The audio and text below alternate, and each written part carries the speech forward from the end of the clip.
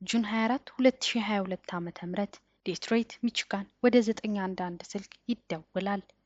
ስልኩ የተደወለው በዛው ከተማ በሚገኝ የህፃናት ጥበቃ ድርጅት ሲሆን የተደወለበትን ምክንያት የ3 ዓመት ህፃን ልጅ በህይወት ከታየ የተወሰነ ወራትን እንዳስቆጠረና በልጁ በህይወት መኖር ላይም ትልቅ ስጋት እንዳደረባቸው በመግለጽ ለፖሊስ ጥቆማቸውን ያደርሳሉ።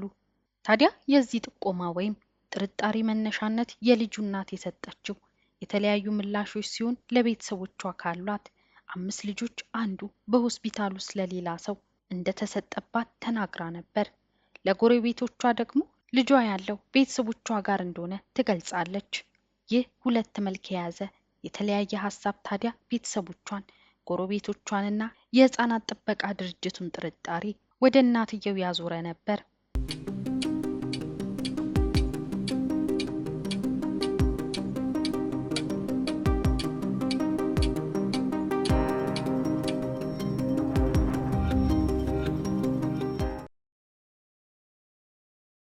ቤተሰቦቿ ወደ እናትየው ቀርበው ልጁ በትክክል የት እንዳለ እንድትነግራቸው ቢጠይቋትም በትክክል ያለበትን ቦታ ለመናገር ፍቃደኛ አልሆነችም ነበር።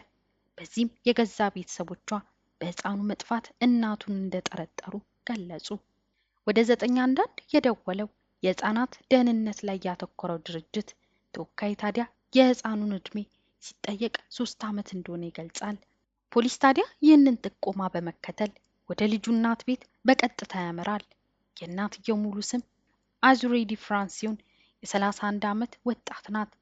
ፖሊስ በቤቷ ከደረሰ በኋላ በጠፋው ልጅ ጉዳይ በጥያቄ ያጣድፋት ጀመር። በቅድሚያ በፖሊስ የተጠየቀችው ጥያቄ የልጇን ስም ነበር። እሷም ቺዛለም በማለት ትመልሳለች። እድሜውንም 3 እንደሆነ ትገልጻለች። በቀጣይ የፖሊስ አባላቱ ህፃኑ አሁን ላይ የት እንዳለ ይጠይቋታል።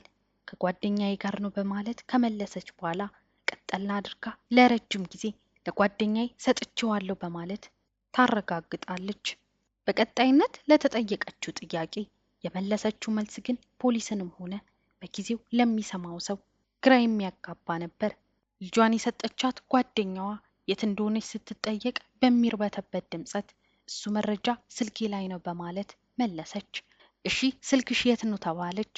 እኔ ጋር የለም አለች። ስልኩ ስለተሰበረ አሁን እኔ ጋር የለም በማለት መለሰች። ይህ ታዲያ ለፖሊስ ጥርት ያለ ምላሽ የሚሆን አልነበረም። ለዚህም ፖሊስ ግልጽ የሆነ ምላሽ በመሻት ጥያቄ ያቀርብላታል።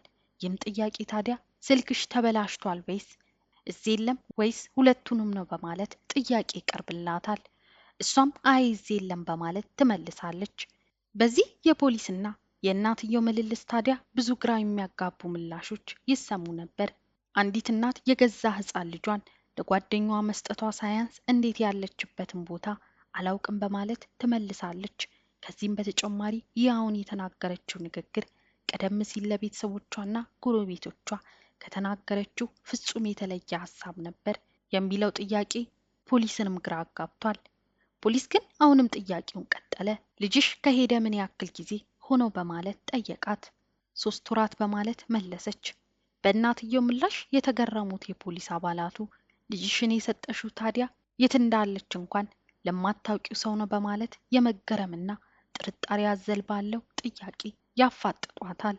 በቤቱ ደጃፍ ላይ የተደረገው የጥያቄና መልስ ልውውጥ ማብቂያው ደረሰና ፖሊስ ለአዙሬት አንድ ጥያቄ ያቀርብላታል። ይህም ወደ ቤት ውስጥ እንግባ የሚል ነበር። የአዙሬት ምላሽ ደግሞ የፍተሻ ፍቃድ ይዛችኋል ወይ የሚል ነበር።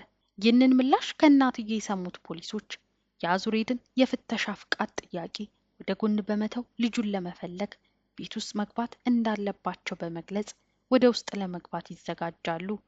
በዚህ ሰዓት ነው እንግዲህ የፖሊሶችን ወደ ውስጥ የመግባት ቁርጠኝነት የተረዳቸው አዙሬት አምኛለሁ በማለት በቤቱ በር ወደ ውጭ ወጥታ ወደ ፖሊሶቹ ተጠጋች።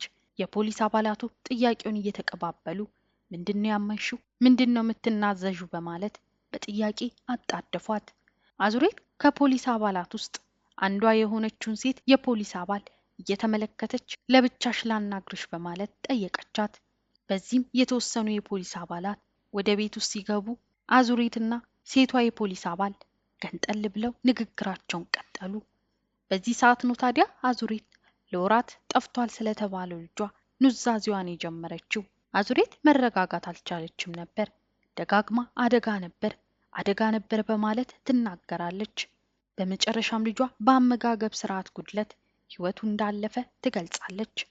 በዚህም ታዲያ እስካሁን ድረስ ጓደኛዬ ጋር ነው ስትል የነበረው ልጇ እንደሞተ ታረጋግጣለች። በቀጣይ የፖሊስ አባሏ ልጁ የት እንዳለ ትጠይቃታለች። በዚህ ሰዓት የእናትየው ምላሽ ፍጹም የሚያሳቅቅ ነበር። ምድር ቤት ውስጥ ባለ ፍሪጅ ውስጥ እንደሚገኝ ተናገረች። ፖሊስ በፍጥነት ወደ ተባለው ቦታ ገባ። በቦታው መዝረክረክና ጨለማ መሆን አስፈሪ ገጽታን የያዘ የምድር ቤቱ ሁኔታ የተባለው ፍሪጅ ጋር እስከሚደርሱ ድረስ ጭንቀትን የሚፈጥር ነበር። በመጨረሻም እናትየው ያለችው ፍሪጅ ጋር ደረሱ። አንደኛው የፖሊስ አባልም ፍሪጁን ከፈተው። ገና ሲከፍት ከፍሪጁ የወጣው መጥፎ ጠረን ሁሉንም የፖሊስ አባል አፍንጫ የሚያስይዝ ነበር።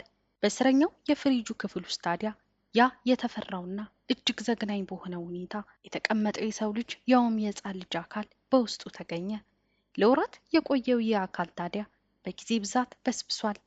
አዙሬት ለምርመራ ወደ ፖሊስ ጣቢያ አመራች። በዚህ መሃል ግን ደጋግማ ፈርቻለሁ የሚሉ ቃላቶችን እየተናገረች ልጇ የሚሞተው ድንገት እንደሆነ ለማብራራት ትሞክራለች።